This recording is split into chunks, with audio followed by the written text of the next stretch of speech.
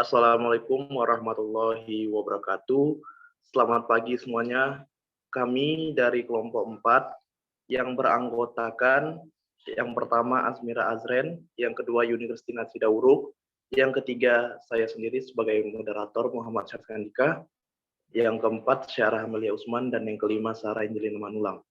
Baiklah, kami akan menjelaskan tentang data statistik.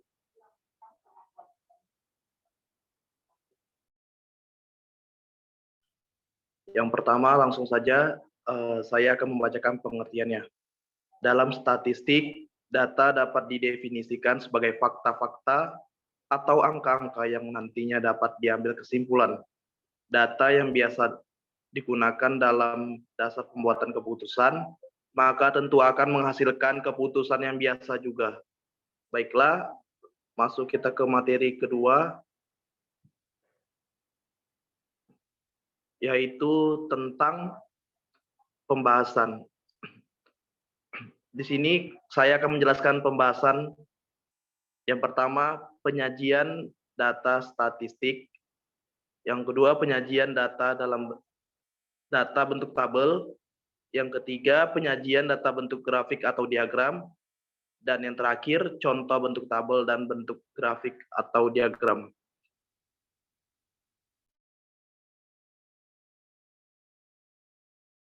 Baik, kita akan masuk ke pemaparan pertama tentang penyajian data statistik yang akan dibacakan oleh rekan saya, Saudari Angel. Kepada Saudari, dipersilakan. Terima kasih kepada moderator. Selanjutnya ada penyajian data statistik. Penyajian data menjadi penting dalam pembuatan keputusan di sektor ekonomi dan bisnis sebagai acuan atau dasar dalam pengambilan kesimpulan atas kejadian dan peristiwa tertentu. Penyajian data tersebut bisa ditampilkan dengan baik dalam bentuk tabel, grafik, diagram, atau lainnya sesuai dengan keperluan. Tabel adalah sekumpulan angka yang akan disusun sedemikian rupa yang disesuaikan dengan kategori tertentu, sehingga angka tersebut dalam hal ini akan dimudah diamati dan dianalisis dengan baik. Yang kedua, diagram atau grafik. Diagram atau grafik adalah gambar yang menunjukkan data secara visual berupa angka, dan biasanya gambar tersebut berasal dari tabel yang sudah dihasilkan melalui data yang ada. Selanjutnya, saya serahkan kepada moderator.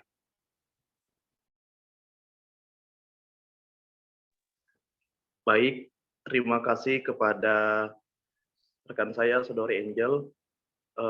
Selanjutnya, masuk ke pemaparan kedua, yaitu penyajian data bentuk tabel yang akan dibacakan oleh Saudari Asmira. Kepada Saudari, dipersilakan. Baik, selanjutnya saya akan memaparkan penyajian data bentuk tabel. Data-data yang sudah dikumpulkan kemudian disajikan dengan baik dalam salah satu bentuk tabel. Selanjutnya, klasifikasi penyajian data bentuk tabel. Terdapat dua jenis. Tabel klasifikasi adalah tabel yang menunjukkan atau memuat pengelompokan data. Tabel klasifikasi ini dapat berupa tabel klasifikasi tunggal dan ganda. Selanjutnya, tabel dengan kontingensi. Sebuah tabel kontingensi pada dasarnya adalah sebuah format tampilan yang digunakan untuk menganalisis dan merekam hubungan antara dua atau lebih variabel kategori. Jadi sebenarnya pada tabel kontingensi terdapat suatu tabel di mana antara satu unsur dengan unsur lainnya memiliki kesesuaian. Kesesuaian di sini dapat diartikan ke dalam keterkaitan atau pengaruh antara unsur atau variabel tersebut. Selanjutnya ada tabel dengan distribusi frekuensi. Yakni adalah sebuah daftar, tabel, atau diagram yang menunjukkan frekuensi berbagai kejadian dalam suatu sampel. Setiap butir atau baris dalam tabel menunjukkan frekuensi atau jumlah terjadinya nilai dalam kelompok atau interval tersebut. Selanjutnya saya kembalikan kepada moderator.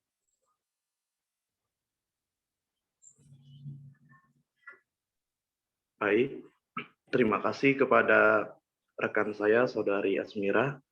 Langsung saja kita masuk ke pemaparan yang ketiga, yaitu tentang penyajian data bentuk, diagram, atau grafik yang akan dibacakan oleh rekan saya, Saudari Yuni Kristina. Kepada Yuni, dipersilakan. Baiklah, terima kasih kepada moderator. Di sini saya akan menjelaskan penyajian data bentuk, diagram, atau grafik. Data statistik tidak hanya cukup dikumpulkan dan diolah, tetapi juga perlu disajikan dalam bentuk yang mudah dibaca dan dimengerti oleh mengambil keputusan. Data yang sudah dikumpulkan dengan baik, selain disajikan dalam tabel, ternyata bisa disajikan dalam bentuk diagram maupun grafik. Yang pertama itu ada diagram batang. Diagram batang ini sangat cocok untuk menyajikan data yang berbentuk kategori atau atribut. Dan data tahunan yang tahunnya tidak terlalu banyak. Untuk menggambarkan diagram batang diperlukan sumbu tegak maupun sumbu datar. Lalu yang kedua itu diagram garis. Diagram ini sangat cocok untuk menyajikan data yang berbentuk kesinambungan, misalnya jumlah penduduk setiap tahun, produksi suatu pabrik setiap tahun, dan sebagainya. Lalu yang ketiga itu diagram lingkaran. Diagram lingkaran ini sangat cocok untuk menyajikan data yang berbentuk kategori atau atribut dalam persentase. Lalu yang keempat dan yang terakhir itu adalah diagram lambang. Diagram lambang adalah diagram yang disajikan dalam bentuk gambar. Sekian dari saya serahkan kepada moderator.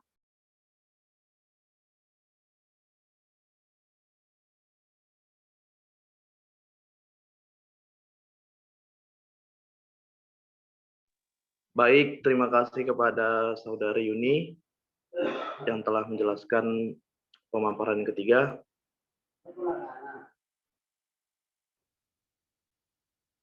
Selanjutnya kita akan masuk ke pemaparan yang keempat, yaitu contoh bentuk tabel dan bentuk grafik atau diagram yang akan dibacakan oleh rekan saya, Saudari Syarah. Kepada Saudari, dipersilakan. Terima kasih sebelumnya kepada moderator. Dalam kesempatan ini saya akan membahas pembahasan yang keempat, dan ini adalah pembahasan yang terakhir, yaitu tentang contoh bentuk tabel dan bentuk grafik atau diagram. Nah, di sini dapat kalian lihat bahwa ada beberapa contoh bentuk tabel. Yang pertama ada tabel dengan klasifikasi tunggal, di mana di sini kami mengambil sebuah contoh, yaitu tabel jumlah kambing di kota Y tahun 1990 menurut jenisnya. Di sini terletak dua kolom yang berisikan jenis dan jumlah. Dan kemudian ada tabel dengan kontingensi. Di sini ada beberapa kolom yang tertera. Di situ ada jenis A, kemudian C yang dibagi atas dua kolom lagi, yaitu ada D1, D2, dan kemudian kolom sebelahnya ada total. Dan kemudian di sebelah kanan kita terdapat tabel dengan klasifikasi ganda. Di sini kami meletakkan sebuah contoh tabel sapi perah di kota Y pada tahun 1990 dan menurut jenis sapi dan pengusaha. Di sini terletak beberapa kolom yang bertuliskan pertama ada jenis, kemudian jumlah, dan pengusaha. Di sini pengusaha menjadi 3 bagian, yaitu A, B, dan C. Dan bentuk tabel berikutnya adalah tabel dengan distribusi frekuensi. Di sini biasanya tabel distribusi frekuensi mencantumkan pada kolom yaitu frekuensi. Dan biasanya di dalam tabel distribusi frekuensi terletak atau terdapat banyak kelas dan panjang kelas. Nah, kemudian ada contoh bentuk grafik atau diagram. Penyajian data biasanya juga digunakan dengan diagram batang. Nah, di sini kami mengambil sebuah contoh jumlah produksi minyak bumi Indonesia tahun 2020. Dan di dalam diagram batang ini terdapat bentuk-bentuk beberapa batang yang menjelaskan di tingkatan mana dan di bulan berapa jumlah produksi minyak bumi. Nah, kemudian ada diagram lingkaran. Di diagram lingkaran ini kami mengambil contoh pada jumlah penduduk. Tertera bahwasanya ada sebuah gambar seperti lingkaran dan kemudian ada beberapa bagian yang menjelaskan present atau persen yang berbeda-beda dengan pembagian warna yang berbeda juga. Kemudian diagram garis. Di sini kami mengambil contoh diagram garis, yaitu jumlah penjualan buku karya Terelie selama kurun waktu 10 tahun dan 10 tahun di antara 2011 sampai dengan 2020. Di sini diagram garis selalu menggunakan garis sebagai data yang akan disimpulkan. Nah, kemudian diagram lambang. Di diagram lambang ini kami mengambil sebuah contoh tingkat pendidikan dan jumlah. Biasanya di diagram lambang ini menggunakan lambang seperti orang yang bisa kita lihat di dalam contoh ini. Demikian saja yang bisa saya sampaikan. Saya kembalikan ke moderator.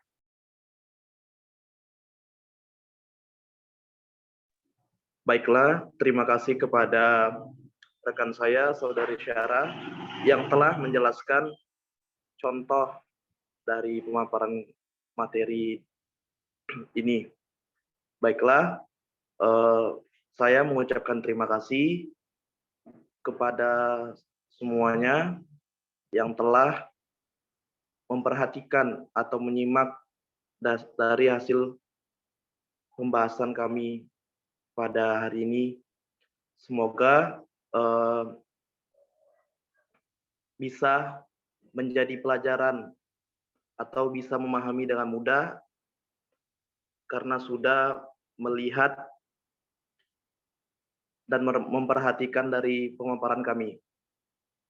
Saya mohon maaf dan saya mewakili teman-teman jika ada salah kata. Saya tutup dengan wabillahi taufiq wal hidayah. Assalamualaikum warahmatullahi wabarakatuh.